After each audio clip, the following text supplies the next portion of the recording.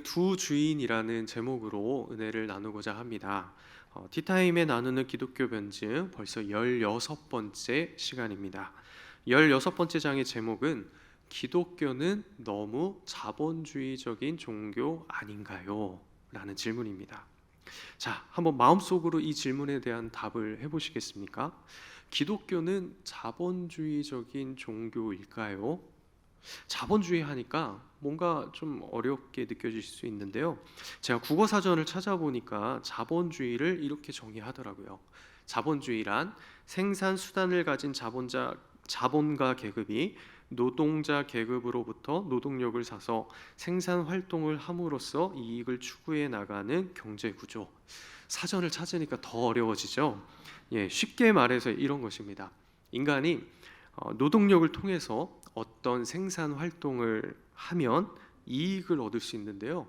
이것을 자본으로 구입을 하고 또 그것을 통해서 이익을 추구해 간다는 것이죠. 다시 말씀드리면 자본주의는 돈으로 노동력을 사고요. 돈으로 사업을 하고요. 돈으로 활동을 하고 또 이익도 돈으로 계산하고 그리고 그 돈의 사유권을 인정해 주는 체제입니다. 지금 우리가 살고 있는 사회가 자본주의 사회죠. 예를 들어서 요즘 우리가 건축을 진행하고 있는데 건축 현장에서 우리가 아르바이트를 했다고 한번 생각을 해보십시오. 흙도 나르고요, 벽돌도 나르고 열심히 일했습니다. 그러면 무엇을 받습니까? 일당을 받죠. 쉽게 계산하기 위해서 10만 원이라고 생각을 하면요, 한 달에 20일을 일하면 한 달에 얼마를 받습니까? 너무 어려운 질문이라 200만 원을 받습니다. 수입이 나에게 200만 원이 들어오는 거예요. 그러면 이 200만 원은 누구의 것일까요? 내가 일해서 번 나의 돈입니다. 자본주의 사회는 사유재산을 인정해 줍니다. 기업의 입장에서 보면 어떨까요? 노동력을 돈으로 사서 건축을 하고요. 나중에 건물을 다 짓고 나면 그것에 대한 이익을 또 돈으로 남깁니다. 그런데 어느 날 들려오는 소식이 저쪽 건축 현장에 가니까 일당을 20만 원 준다더라라는 소식을 듣게 되는 거예요. 그러면 노동자의 마음이 어떨까요? 20만 원 주는 곳으로 가고 싶어지겠죠. 결국에는 이직을 할 겁니다. 이직하고 나면 수입이 2배로 늘고요. 수입이 2배로 늘면 생활하는 씀씀이도 더 많이 늘어날 겁니다. 씀씀이가 늘어나면 경제가 활성화되고 또 그 소비한 그 돈으로 여러 곳에 영향을 끼치게 되겠죠. 자본주의를 여러 가지 측면에서 말할 수 있겠지만 이렇게 재화의 사적 소유권을 기본적으로 인정해 주고요. 또 이익을 추구하는 목적으로 자본의 흐름이 경제 전체를 이끌어가는 체제를 자본주의라고 할 수 있습니다. 티타임에 나누는 기독교 변증 책을 보면 자본주의 사회에 사는 사람들이 기독교에 관해서 이러한 오해를 갖고 있더라고요.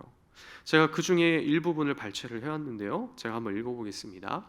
제가 보기에는 교회가 헌금을 강조한다든가 돈 있는 사람들이 교회에서 발언권을 얻고 장로나 권사나 안수집사 등의 중직을 맡게 된다든가 목회자들이 돈 있는 사람들에게 더 신경을 쓴다든가 좀 더 나아간다면 기독교가 자본주의 체제나 자유시장 경제 체제에 친화적인 태도를 취한다. 그런 것을 의미하는 것 같아요. 이거 제가 한 이야기가 아니고요. 책 내용을 그대로 발췌해 온 것입니다. 여러분이 생각하시기에 기독교가 정말 이런 것 같습니까? 교회가 헌금을 강조하고 돈 있는 사람들이 중심이 되어 움직이고 돈이 중심이 되는 체제에 친화적인 태도를 취하고 있나요? 정말 이렇다고 생각을 하고 계신 분이 있다면 그것은 교회를 자본주의로 해석해서 오해를 하고 계신 것입니다. 기독교가 말하는 물질에 관한 가치관은 어떤 것일까요?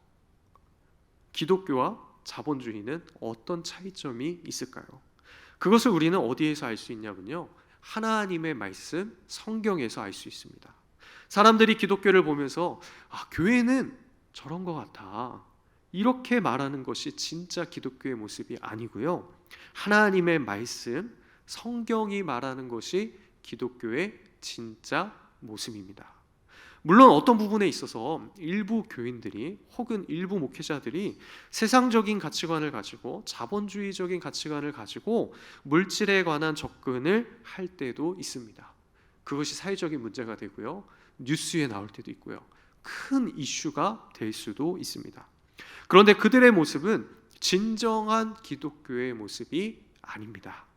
진짜 기독교는 성경이 말하는 성경적 가치관이 어떠한지에 관해 우리가 살펴보고 판단해야 하는 것이죠. 그렇다면 성경이 말하는 재물에 관한 가치관은 어떤 것일까요? 오늘 크게 두 가지로 말씀드리고자 합니다. 첫 번째는 두 주인을 섬길 수 없다는 것입니다. 두 주인을 섬길 수가 없습니다. 여기서 말하는 두 주인은 무엇일까요? 오늘 본문에서 말씀하고 있는데요, 마태복음 6장 24절, 한 사람이 두 주인을 섬기지 못할 것이니 혹 이를 미워하고 저를 사랑하거나 혹 이를 중히 여기고 저를 경히 여김이라. 너희가 하나님과 재물을 겸하여 섬기지 못하느니라. 한 사람이 두 주인을 섬길 수 없는데요, 여기서 말하는 두 주인은 누구였습니까? 하나님과 재물입니다. 그리스도인은 예수 그리스도를 나의 구세주요, 내 인생의 주인으로 섬기는 자들이죠. 그리스도와 함께, 그리스도처럼, 그리스도가 보이는 삶을 사는 사람들입니다. 다시 말해서 그리스도인의 주인은 누구입니까? 하나님이십니다. 그런데 예수님께서는 신기하게도 하나님과 같은 주인 자리에 무엇을 비교하고 있는 거예요? 재물을 말씀하시고 있는 거예요. 그만큼 재물이라는 것이 인간에게 엄청난 위력을 가지고 있음을 경고하고 있는 것이죠. 사도 바울은 돈의 위력을 이렇게 말합니다. 디모데전서 6장 10절, 돈을 사랑함이 일만하게 뿌리가 되나니 이것을 탐내는 자들은 미혹을 받아 믿음에서 떠나 많은 근심으로써 자기를 찔렀도다. 돈을 사랑하고 돈을 자신의 주인 삼은 자는 어떻게 됩니까? 믿음에서 떠나고요, 근심으로 자신을 찌른다고 말씀하고 있어요. 돈의 유혹을 인간이 감당하기는 정말 쉽지 않습니다. 우리가 하나님을 섬긴다고 하면서 동시에 돈을 원한다면 세상의 유혹에 넘어갈 가능성이 크다고 경고하시는 것이죠. 그리스도인은 두 주인을 섬길 수가 없습니다. 자산관리, 재테크 등에 있어서 유명한 전문가인 존 리라는 사람이 있더라고요. 유명한 자산운용회사 대표였기도 했는데요, 그는 부자를 이렇게 이야기합니다. 부자는 돈으로부터 자유한 자다. 예를 들어서 어떤 자동차를 사고 싶어지면요, 우리는 어떻게 할까요? 일단 자동차가 비싸잖아요. 어떤 자동차는 수천만 원 하고 어떤 자동차는 수억을 호가합니다. 그러면 우리는 그 자동차의 가격을 알아보고요, 할부로 구매를 할 것인지 아니면 이것을 리스를 할 건지, 어떻게 해야 내가 좀 더 저렴하고 좀 더 이렇게 좋은 방향으로 살 수 있을지를, 구매할 수 있을지를 따져보게 될 것입니다. 그런데 부자는 어떻습니까? 그 차가 얼마인지 상관이 없어요. 사고 싶으면, 마음에 드는 차가 있으면 사는 겁니다. 슈퍼카가 7대가 있다, 10대가 있다, 이런 분들 있잖아요. 자기가 사고 싶으면 사는 거예요. 가지고 있는 자산이 많기 때문에 자동차의 가격을 신경 쓰지 않습니다. 이런 사람이 부자래요. 식당에서 밥을 먹을 때도 마찬가지입니다. 우리는 식사 한 끼를 하려고 하면 어떻게 할까요? 일단 맛집을 찾아보죠. 뭔가 맛있는 집을 사람들의 리뷰도 보고 이렇게 찾아봅니다. 그리고 이곳저곳 식당의 가격을 비교합니다. 결정한 식당에 가서는 어떻게 해요? 또 고민하는 거예요. 이렇게 세트를 주문할까? 아니면 이거랑 좀 섞어서 함께 먹을까? 어떤 게 더 가성비가 있을지를 꼼꼼히 따져봅니다. 그런데 부자는 어떻게 할까요? 먹고 싶은 게 있으면 그냥 주문하는 거예요. 가격표를 보지 않습니다. 적어도 이 정도는 되어야 부자라고 말할 수 있다고 하더라고요. 자, 사랑하는 성도 여러분, 여러분은 부자십니까? 다 웃고 계신 거 보니까 마음은 부자신 것 같아요. 제가 이 이야기를 보고 들으면서 영적인 부자가 이런 모습이겠구나라고 생각을 했습니다. 돈이 주인된 사람은 돈에 끌려갑니다. 숫자에 약해질 수밖에 없어요. 주도권을 빼앗깁니다. 그런데 하나님이 주인된 사람은, 다시 말해서 영적 자산이 많은 영적인 부자는 세상 돈이 얼마가 나오든지 거기에 좌우되지 않습니다. 영적 부자이기 때문에 하나님을 위한 일이라면, 하나님 뜻대로 행하는 일이라면 그 가격표를 상관하지 않더라고요. 그렇다고 오해는 하지 마십시오. 제가 여러분의 모든 재산을 다 교회에 바치고 하나님의 일을 위해 다 드리라고 하는 말씀은 아닙니다.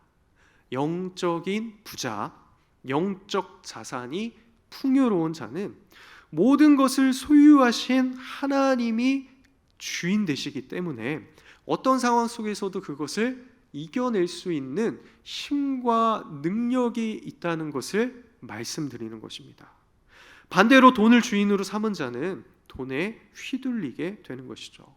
모든 기준이 숫자로 이루어지고요, 내게 떨어지는 이익으로 그것을 바라보게 됩니다. 자, 여러분은 누구를 주인으로 삼고 싶으십니까? 하나님을 주인으로 삼겠습니까?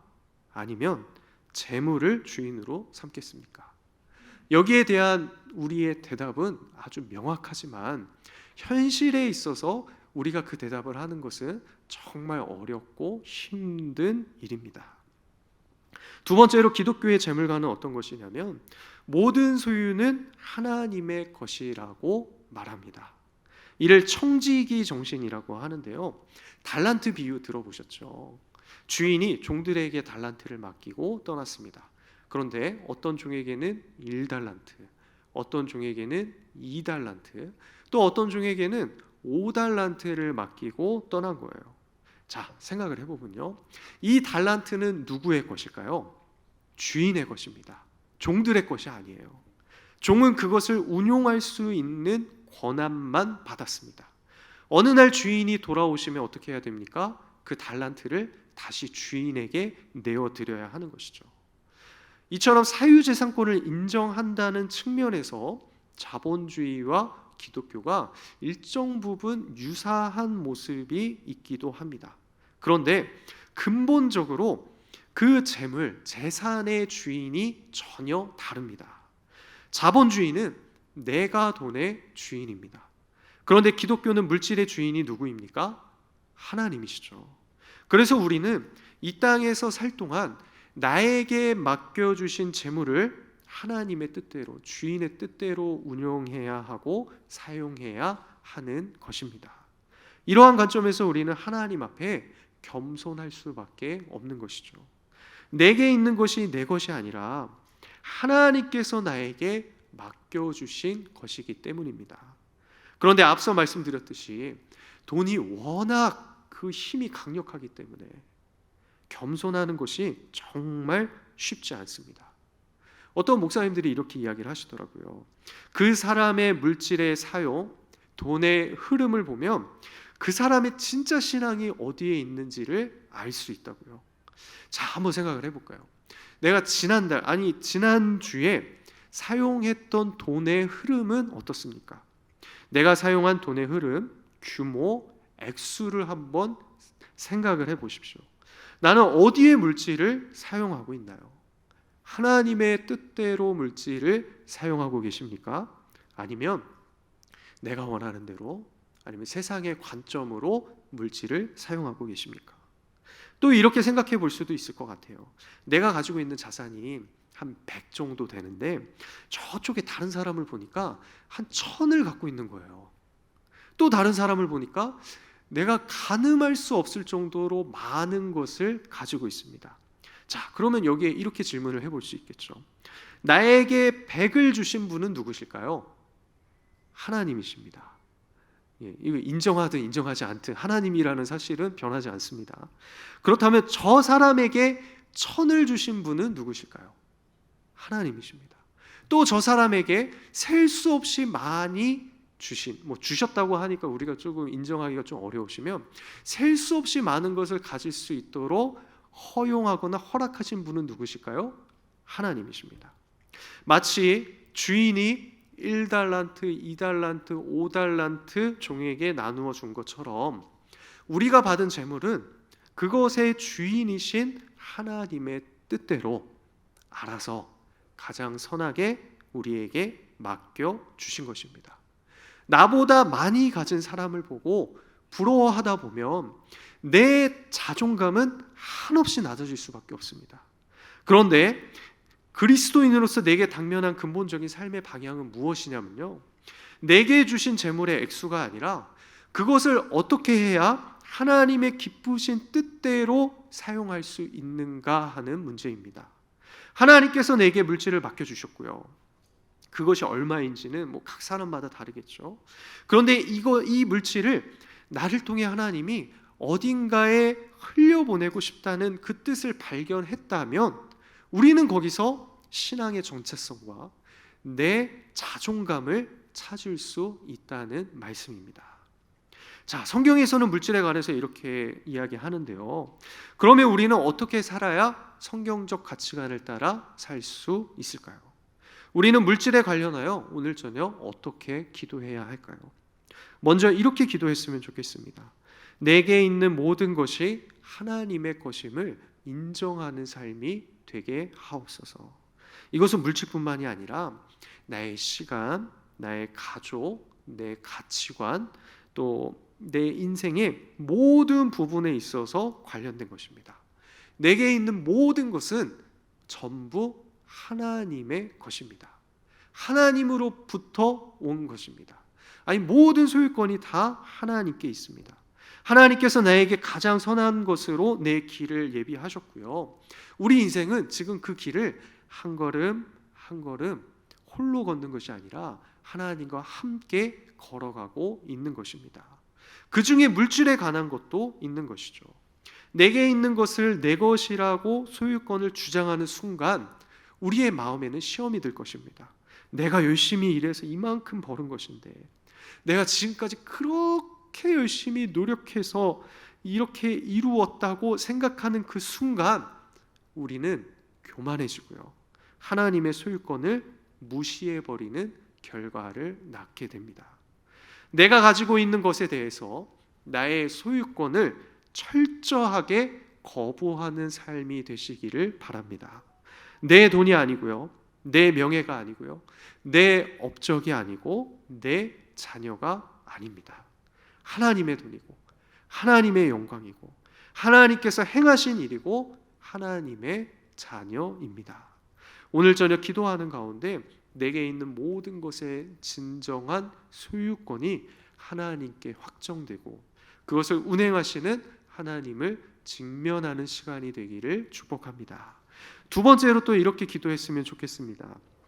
내게 있는 모든 것을 하나님의 뜻대로 사용되게 하옵소서. 내게 있는 모든 것의 소유권이 하나님의 것임을 인정했다면 그 주인의 뜻대로 이 물질을 사용해야 합니다. 이러한 삶을 보여주었던 교회가 바로 1세기 예루살렘 교회입니다. 예루살렘 교회 교인들은 자기 재물을 조금이라도 자기 것이라고 여기는 사람이 없었습니다. 교인들은 한 마음과 한 뜻이 되어 모든 물건을 서로 통용하였고요, 그 중에 가난한 사람이 없었다고 사도행전 4장에 기록하고 있습니다. 물론 오늘날 우리가 그렇게 사는 것은 어려울 것입니다. 내가 가지고 있는 소유를 서로 통용하는 것, 이건 불가능에 가깝습니다. 그런데 우리는 우리보다 어려운 일을 위해서 내가 가지고 있는 물질을 사용해야 한다는 하나님의 뜻을 구하고 또 그렇게 살기로 노력해야 하는 것입니다. 우리 교회는 이러한 사역을 정말 많이 하고 있습니다. 드러나지 않게 또 주님이 아시는 그 사역들이 정말 많습니다. 이웃들의 어려운 상황을 돌아보고 우리 교회가 할 수 있는 대로 많은 부분들에 있어서 그들을 도와주고 있습니다. 어떤 분들은 이렇게 생각할지도 모르겠습니다. 아니, 우리 공동체를 위해서, 우리 공동체 안에 우리를 위해서 쓰기에도 바쁘고 부족할 텐데 왜 어려운 이웃들을, 우리 이웃들을 돕는 것입니까? 맞습니다. 우리 공동체를 돌보는 것도 참 중요합니다. 내 가정, 내 자신, 내 지경을 돌보는 것도 참 중요합니다. 그런데 그것과 더불어서 우리 이웃들을 섬기는 것 또한 하나님의 뜻입니다. 우리가 힘들어도 그럼에도 불구하고 어려운 이웃들을 돕는 이유가 여기에 있는 것이죠. 그것이 우리에게 물질을 주신 하나님의 뜻이기 때문입니다. 해운대 제일교회가 있는 지역에는 어려운 이들이 없었더라라는 소문이 있었으면 좋겠습니다. 해운대 제일교회가 있는 지역에는 어려운 이들에게 빛이 비추어지고 희망이 생기는 놀라운 역사가 매일마다 일어나더라. 주민들의 입에 이러한 소문이 퍼져야 합니다. 해운대 제일교회 때문에 주민들이 살맛났다는 소문을 우리가 들어야 합니다. 이것이 우리에게 재물을 주신 하나님의 뜻입니다. 또 하나님의 뜻은 더 많겠죠. 수없이 우리를 통해 그 물질을 어떤 방향으로 사용하실 것입니다. 바라기는 오늘 기도하는 가운데 내게 있는 모든 것이 하나님의 것임을 인정하고 나를 통해 하나님의 물질을 귀한 곳에 사용하기를 원하신다는 그 마음을 회복하시고 하나님의 뜻을 구하며 우리의 삶이 풍요로워지기를 예수님의 이름으로 축복합니다. 우리 이 시간